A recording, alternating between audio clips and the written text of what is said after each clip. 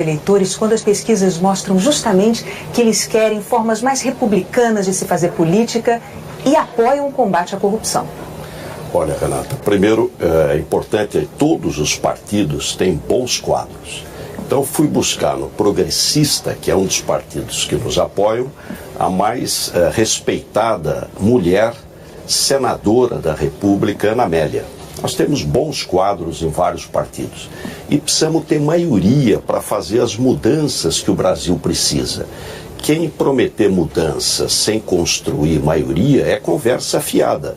Ou nós vamos continuar nesse marasmo que está o Brasil, ou nós precisamos fazer reformas. O Brasil precisa das reformas. E eu estou explicitando o que eu vou fazer. Reforma política, exatamente para não ter 35 partidos, reduzir o número de partidos, reduzir voto facultativo, importante, voto distrital, proibir coligação proporcional. Estamos falando dos investigados. Mas os partidos têm bons quadros. Quem é investigado vai responder por isso. Eu vou dar um exemplo para você. Em São Paulo, o PTB, que foi meu aliado, o secretário da Justiça é do PTB. Quem é o secretário da Justiça? Márcio Elias Rosa, membro do Ministério Público, o ex-procurador-geral do Ministério Público de São Paulo. Todos os partidos têm bons quadros. Mas então vou também dar um outro exemplo para o senhor, por exemplo, falando, um dos seus aliados nessa eleição é Fernando Collor de Mello, do PTC. Eu vou ler o histórico dele aqui. Já sofreu um impeachment por denúncia de corrupção, todos os brasileiros sabem bem. Na Lava Jato, ele é réu por corrupção passiva, lavagem de dinheiro e organização criminosa. Ele ainda é investigado em mais 4 inquéritos. Numa entrevista que o senhor deu no Bom Dia Brasil, deixa eu só terminar, perdão. Numa entrevista que o senhor concedeu até para mim mesmo no Bom Dia Brasil, em 2006, quando o senhor foi candidato à presidência da República pela primeira vez, o senhor disse para mim o seguinte: na política é importante, em política é importante. Palavras suas. Diga-me com quem andas e eu direi quem és. O senhor repetiria hoje essa frase tendo ao lado Fernando Collor de Mello, por exemplo? O PTC não me apoia. Ele apoia outro candidato. A coligação do PTC não é com o PSDB. A minha coligação tem 8 partidos, não está o PTC. Então não me apoia, não está na minha coligação. A coligação ela é importante porque o Brasil tem pressa. Quem assumir em janeiro, 1º de janeiro, precisa ser rápido. Aproveitar a força do voto, a força do povo para fazer as reformas rapidamente. Mas então, o que o senhor tem a dizer sobre esses investigados que eu mencionei? Os 41 investigados na Lava Jato? O que a sociedade, o que quem está nos assistindo quer? Quer que haja investigação, transparência, puna quem precisar ser punido e absolva quem deve ser inocentado. É isso que precisa ser. O Brasil, o governo funcionar, o país crescer, defendo a Lava Jato, defendo as investigações. Então é importantíssimo que elas ocorram e a sociedade vai amadurecer. Nós vamos sair desse episódio melhor. Mas quero dizer aqui o que disse o diretor-geral da Polícia Federal. Se não mudar o sistema político, não vai melhorar. Há um princípio em medicina que diz: suprima a causa que o efeito cessa. O sistema político nosso faliu, não pode funcionar com 35 partidos. Por isso a primeira reforma que vou fazer é a reforma política e vou ter maioria, porque o presidente é o líder. Ele volta a repetir a tal frase, né? Volto a repetir e vou governar, Renata, com os melhores quadros de todos os partidos que estiverem conosco. Candidato, para receber todas as novidades do canal, inscreva-se. E se curtir o vídeo, clique em gostei. O senhor tem dentro do seu próprio partido, diga-me com quem andas e te direi quem és. Dentro do seu partido, o senhor tem Aécio Neves e tem Eduardo Azeredo. Ambos com envolvimento em casos de corrupção. Eduardo Azeredo condenado, cumprindo pena. Aécio Neves tem contra ele uns vídeos muito eloquentes, muito explícitos, né? O senhor tem dito que é a favor da Lava Jato, o senhor é a favor do combate à corrupção. Como presidente do PSDB, por que é que o senhor não pediu, não propôs até agora a expulsão desses 2 elementos do seu partido? Olha, Bonner, primeiro, o Aécio não foi condenado. Ele está sendo investigado e vai responder para a justiça. Nós não passamos a mão na cabeça de ninguém. Quem errou, paga pelo erro. Quem foi absolvido será absolvido. O Eduardo Azeredo, ele já está afastado da política há muito tempo. Mas ele continua integrando o partido. Mas já está afastado da política. Aliás, ele vai sair do PSDB, não precisa nem expulsar. Candidato, não há nenhum incômodo, nenhum constrangimento de manter Eduardo Azeredo dentro do PSDB. Eu tenho que perguntar ao senhor o seguinte: a ética que o PSDB defende com tanta veemência e cobra com tanta veemência de partidos adversários, não vale para os próprios tucanos do PSDB? Vale, e nós não vamos para a porta de penitenciária para contestar a justiça, não transformamos réu em vítima, não desmoralizamos as instituições. E não expulsam um condenado. O Aécio Neves era o presidente do partido, ele foi afastado da presidência do partido. Nunca me passou pela cabeça ser presidente do PSDB. Eu só fui eleito presidente do PSDB porque ele foi afastado. O partido fez o que tinha que ser feito. Afastou, fez nova eleição, elegeu uma nova direção partidária e o Aécio responde na justiça. E Eduardo Azeredo, candidato? O Eduardo Azeredo já está afastado da vida pública há quase 10 anos. O senhor está dizendo, então, como presidente do PSDB, que nem passa pela sua cabeça tomar a iniciativa de pedir a desfiliação, o desligamento dele do seu partido. Ele vai pedir o seu desligamento. Mas eu queria dar uma palavrinha sobre ética, que acho que essa é uma questão central. Eu fui deputado estadual, 2 vezes deputado federal. Poderia estar aposentado, recebendo como deputado desde os 50 anos de idade. Não recebo 1 centavo. Sim, candidato. A lei, só para concluir, a lei permite. Nem tudo que é legal é ético. E política é uma atividade essencialmente ética. Quem não tem compromisso com a ética tem que estar fora da política. A ética vai permear diversas questões aqui nessa entrevista, né? Pois é, até a propósito disso, 3 delatores de uma empreiteira narram pagamentos de caixa 2 para campanhas do senhor em 2010 e 2014. Um dos delatores, inclusive, dá detalhes de um encontro onde teria sido acertado esse dinheiro ilegal. Ele diz que o senhor entregou a ele um cartão do seu cunhado, recomendando que tudo poderia ter acertado entre os dois, entre o delator e o seu cunhado. Quando confrontado com isso, o senhor sempre diz que não é verdade. Mas o PSDB dá crédito às delações contra políticos de partidos adversários. Por que ela seria falsa para o senhor, com relação ao senhor, e verdadeira para opositores do senhor? Renata, primeiro, total transparência, total compromisso com a investigação. Isso é mentira. As minhas campanhas sempre foram feitas de maneira simples e rigorosamente dentro da lei. Nunca teve cartão nenhum. Aliás, a própria pessoa que fez essa delação, ela nem participou da reunião, ela mesma diz. A minha família, ninguém participa de governo. A minha mulher trabalha comigo há quase 40 anos como voluntária.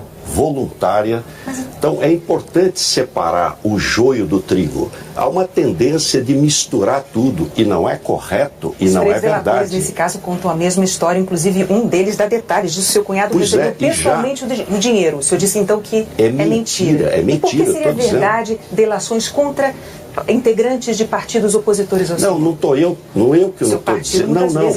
Renata, não estou eu que estou dizendo que é verdade. É a justiça que está dizendo. Nós temos que respeitar a justiça. Sou eu que estou dizendo se é verdade ou não é verdade.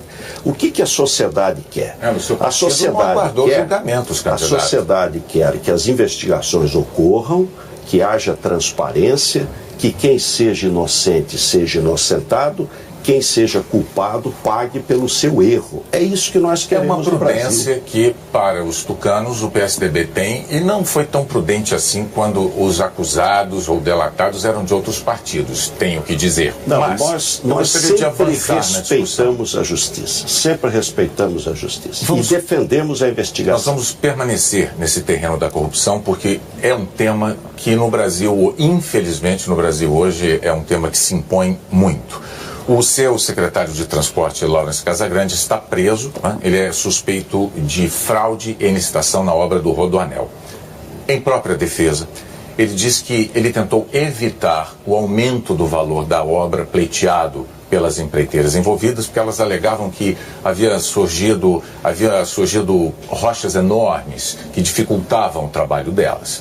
Laurence Casagrande diz então que o pagamento a maior no contrato contra o qual ele tinha se insurgido, esse pagamento acabou sendo determinado por um órgão que estava previsto em contrato, uma junta de especialistas, estava previsto em contrato para casos de mediação de conflitos entre as partes. Muito bem, isso é o que diz Laurence Casagrande, que está preso. Mas, no inquérito da Operação Pedra no Caminho, o gerente de uma empreiteira disse que Laurence Casagrande teve uma reunião com diretores de empreiteiras para, segundo o relato dele, eu vou ler aqui as palavras dele, para, aspas, melhorar o valor do contrato de forma irregular. Estamos falando da obra do Rodoanel. Laurence Casagrande, seu secretário de Transportes. Dizem este mesmo gerente e outros 2 funcionários que não havia nenhuma dificuldade extra que justificasse o aumento do valor dessa obra. Isso é criminoso, candidato. No entanto, e é preciso dizer, esse é o relato de testemunhas. Eles não são delatores, são testemunhas.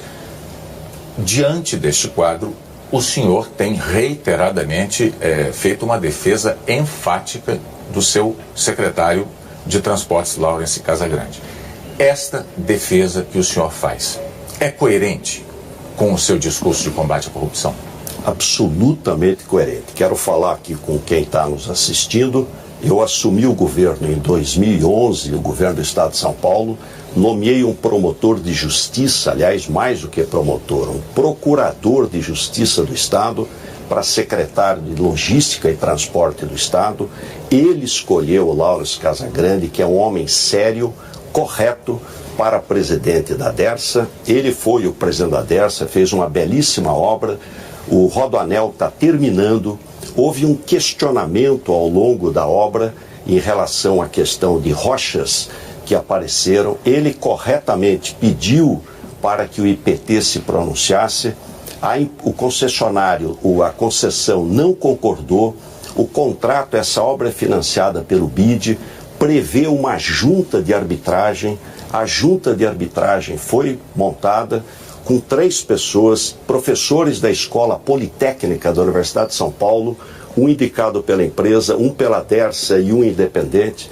Os 3 decidiram que aquele volume de rochas não era previsível, que deveria ser pago. O BID concordou. Eu acho, nós temos que ser justos. Eu acho que o Laurence está sendo injustiçado. Bom. Espero que amanhã, quando ele for inocentado, tenha o mesmo espaço para fazer justiça a uma pessoa de vida simples, uma pessoa séria, uma pessoa correta, e que pode estar vendo uma grande injustiça. Aliás, nós derrubamos o preço do Rodoanel através das desapropriações. Veja, candidato, se ele for absolvido, certamente haverá espaço para isso. Se ele for condenado, o senhor terá endossado o comportamento dele e ficará numa situação delicada. Todas as informações que eu tenho, todas, Bonner, não há nenhum problema, nem na obra, nem no comportamento dele. Eu tinha adiantado alguns pontos da defesa de Laurence Casagrande, o senhor os repetiu, mas o senhor omite esses relatos de testemunhas. Eu não tenho essas informações. Elas constam do inquérito. Até porque estão em segredo de justiça. Não, constam do inquérito. Mas você é mais poderoso do que eu, consegue. Candidato, não é um fato isolado em se tratando de Dersa e de Rodoanel. Não é? O Ministério Público acusa Paulo Vieira de ter escondido, deixa eu ver o valor aqui, 113 milhões de reais, o correspondente a 113 milhões de reais fora do Brasil, no exterior. Quer dizer, quando se fala em Dersa, é muito dinheiro. Bonner, quando eu assumi o governo em 2011, ele já estava fora do governo. E se ele realmente tem, não precisa ser 130. Pode ser 130 reais. 113 milhões. E não provar, deve responder por isso. Bom, só quando eu assumi do governo, o Rodoanel Sul estava inaugurado e ele não estava mais no governo. Bom, antes de passar para o próximo tema da nossa entrevista, eu só gostaria de deixar claro que o seu partido PSDB apoia, sim, Fernando Collor de Mello, do PTC em Alagoas. Portanto, o seu palanque... Não, Renata, vamos clarear bem. O PTC não me apoia.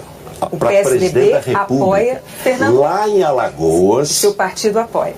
questão local. Eu não sou o candidato a presidente da República do senhor Fernando Collor de Mello, nem do PTC, nem ele está na minha coligação. Vocês então sendo do seu partido, o senhor repete que diga-me com quem andas? Claro que repito, claro. Eles abriram mão, o PSDB abriu mão de ter um candidato próprio em Alagoas. Né? Como? Em Alagoas. Não, mas não é só em Alagoas. O Brasil tem 27 estados com o Distrito Federal. Na metade dos estados do Brasil nós não temos candidato. O Brasil não tem um sistema inclusive nas Alagoas de Fernando Collor. Sistema bipartidário. Bom, nós temos um sistema pluripartidário. E se nós não fizermos a reforma política, não vai melhorar. Eu quero ser o presidente da mudança, das reformas, para mudar o Brasil. Vamos falar de segurança pública, que é um tema que aflige muitos brasileiros. A maior facção criminosa do Brasil nasceu em São Paulo e se espalhou pelo país, inclusive atravessando fronteiras para fora, para outros países. Em que a sua política de segurança falhou? A política de segurança de São Paulo é um exemplo. Nós temos os melhores policiais do Brasil, a melhor polícia do Brasil, a melhor tecnologia do Brasil. Tínhamos em 2001 13 mil assassinatos por ano. Reduzimos para 12, 11, 10, 9, 8, 7, 6, 5, 4. O ano passado, 3.503 para 45,5 milhões de habitantes. São Paulo é maior que a Argentina. Sobre essa queda na taxa de homicídios, muitos especialistas que estudam o assunto dizem que ela se deve mais ao fato dessa facção criminosa ter eliminado os rivais, dominado o crime no Estado, do que propriamente a ação da polícia. Mas é inacreditável alguém dizer que 10 mil pessoas deixam de ser mortas por ano e que a culpa disso, ou melhor, a proposta disso é o crime que fez. Mas o que você tem? Então você acha que não há falhas com relação ao surgimento dessa maior facção criminosa do país? Olha, quando o Fernandinho Beiramar, que é aqui do Rio de Janeiro, o governo federal não tinha onde colocá-lo, não existia penitenciária de segurança máxima no Brasil, Renata. Nós já tínhamos em São Paulo 3 penitenciárias de segurança máxima. Ele foi para São Paulo para ficar 60 dias. Eu apanhei muito. A imprensa bateu em mim. Puxa, não chegam os nossos aqui, precisa trazer um de fora. Ficou 2 anos lá e desapareceu. No entanto, e mais, eu vou liderar, Bonner, no Brasil inteiro a questão da segurança pública. Mas como é que o senhor... Eu queria falar disso. Veja, o PSDB esteve no poder estadual em São Paulo por 24 anos. Em 24 São Paulo anos, é um exemplo, superávit primário, melhor saúde, melhor educação, as melhores estradas. É um exemplo para o Brasil. Mas para quem olha o que aconteceu com essa facção criminosa em São Paulo, haverá de notar que, mesmo presos, líderes, chefes dessa facção continuaram a comandar o crime de dentro da cadeia, candidato. Um dos líderes do crime organizado ficou 5 anos em RDD. Você sabe o que é RDD? O crime ficar 22 anos na cana, não toma nem sol, não tem visita íntima. O comando, isolamento absoluto. O comando dessa facção criminosa continuou de dentro da cadeia. Você nega essa realidade? Claro, mas é óbvio. Isso aí são coisas que vão sendo repetidas e acabam virando verdade. Explica para mim, como é que no Brasil tem 30 homicídios por 100 mil habitantes e no mesmo país, no país que tem a maior população, tem 8 homicídios por 100 mil habitantes? A maior facção criminosa do Brasil, nascida em São Paulo, com seus líderes ou chefes presos em São Paulo, continua operando, se expandindo pelo Brasil e fora do Brasil, e não tem comando de dentro das cadeias, sem bilhete apreendido, dentro de vaso sanitário. Não tem. Nós temos scanner, nós temos controle, nós temos penitenciária de segurança máxima antes do governo federal. Tem regime disciplinar diferenciado, isolamento absoluto. Mas então o que Tanto é que nós reduzimos... Como a própria polícia encontra bilhetes encontrados em vasos sanitários, escutas feitas pela própria polícia. Você sabe quantos presos nós temos em São Paulo? 228 mil presos. Nós temos 22% da população brasileira. 35% da população carcerária. São Paulo prende, cana dura. E eu, sendo o presidente da República, vou mudar a lei de execuções penais, acabar com essa saidinha toda hora, endurecer pena, tecnologia, polícia de fronteira, combate. Qual o problema do Brasil? É droga. Era do tráfico de droga e tráfico de arma. Os estados estão enxugando gelo. Isso é tarefa federal. Tráfico de drogas e tráfico de armas. Nós vamos criar uma agência geral de candidatos. Já há algumas eleições, candidatos têm concordado com esta tese, o problema é executá-la. Mas enfim... Claro, e vou executar como eu fiz em São Paulo, vou fazer no Brasil. Vamos lá. Vamos ver ainda coisas que o senhor fez em São Paulo. Vamos falar de mobilidade urbana, transporte público, isso interessa a milhões e milhões de brasileiros, não apenas de São Paulo. Nós vimos no projeto de obras de mobilidade muito importantes e de vulto. Uma delas, a linha Ouro do metrô, né? Ela tinha previsão de entrega em 2014. A outra, já mencionamos aqui, o Rodoanel, que começou o trecho Brasil que eu quero, certamente 20 anos de obra, né? O Rodoanel Leste chegando a sair daqui para o Rio de Janeiro e o ano que vem entrega finalmente e termina os 180 quilômetros de anel metropolitano. Eu peguei o governo com 60 estações de metrô. Vai terminar o ano com 89. Em 8 anos, em plena crise, sem um centavo de ninguém, nem de prefeitura, nem do governo federal, sozinho, nós fizemos quase 50%. Aliás, quero dizer que depois de amanhã, sexta-feira, mais 4 estações de metrô vão ser inauguradas em São Paulo na linha 5.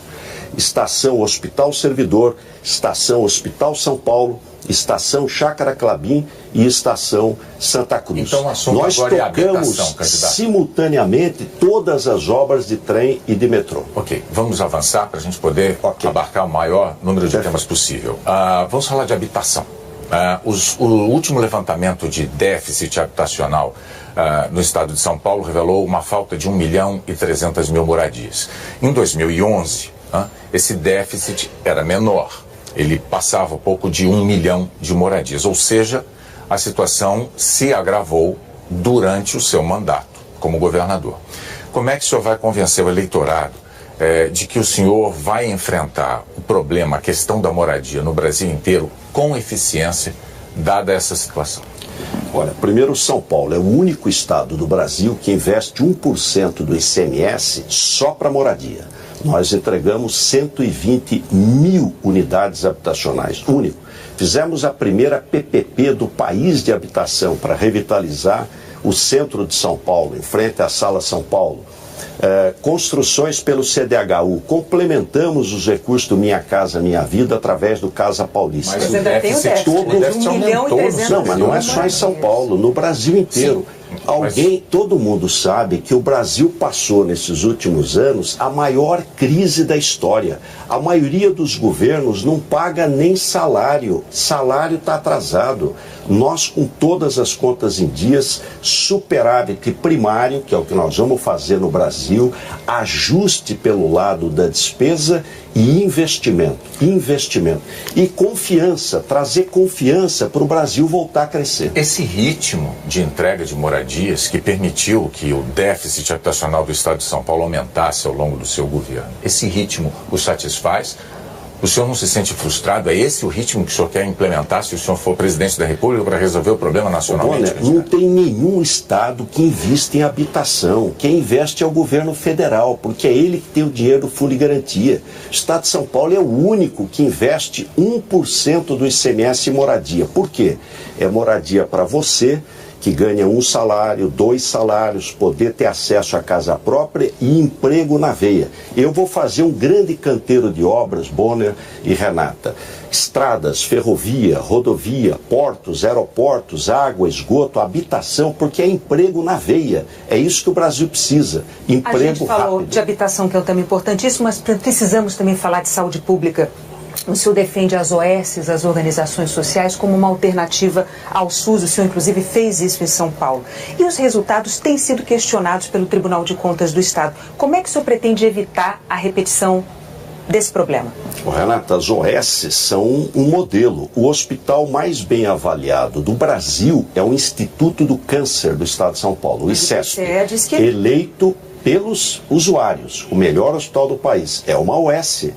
Aliás, essa é uma discussão que nós temos muito com o PT e com a esquerda radical. Porque eles dizem tem que ser estatal. Nós dizemos tem que ser público. Gratuidade, equidade, universalidade. A gestão pode ser de OS, pode ser de OS. De fato, mas, por exemplo, o Tribunal de Contas do Estado dizem que essas organizações receberam ao longo de 5 anos 38 bilhões de reais do governo, né, dinheiro público. O presidente do TCE diz, inclusive, que o governo falha na fiscalização e no controle justamente para prevenir desvios, descumprimento de regras com esse dinheiro público que é tão importante.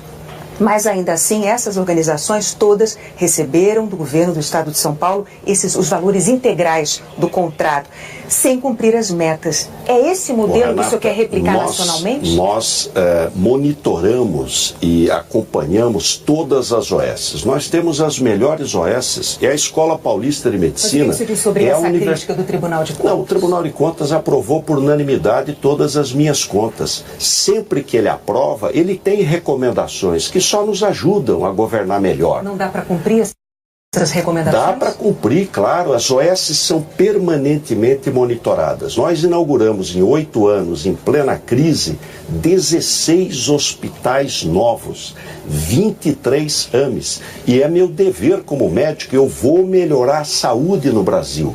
Reconheço que a saúde no Brasil precisa melhorar. Bom, nós chegamos aos 27 minutos, eu estou vendo o reloginho, tem que monitorar isso. Lamento ter que interromper, mas chegou aquele momento em que o senhor, como os demais candidatos, terá direito a 1 minuto para dizer qual é o Brasil que o senhor quer para o futuro. Olha, o Brasil que eu quero para o futuro é um país de oportunidade, oportunidade para todos. O Brasil tem pressa e o Brasil precisa mudar. E ele, para mudar, precisa de reformas. Nós vamos fazer rápido as reformas que o país precisa. Para quê? Para ter emprego. O seu filho, seu neto, você, trabalhador, trabalhadora, ter oportunidade. O Brasil voltar a ser um país de oportunidade para todos e não deixar ninguém para trás. Por isso, com humildade, peço o seu apoio.